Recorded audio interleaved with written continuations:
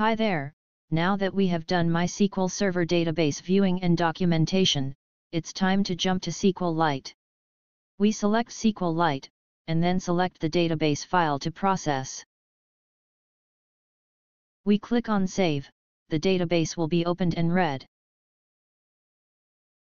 We are now able to see the various tables, fields, indexes, foreign keys, and the data for each table.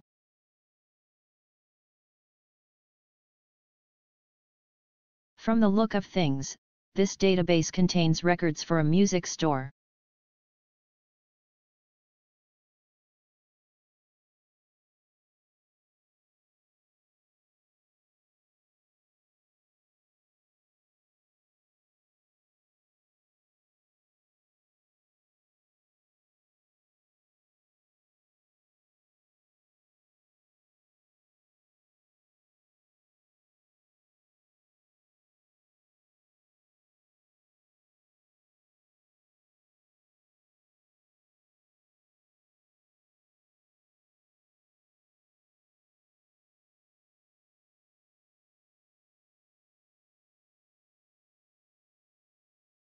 We continue viewing the various tables we have.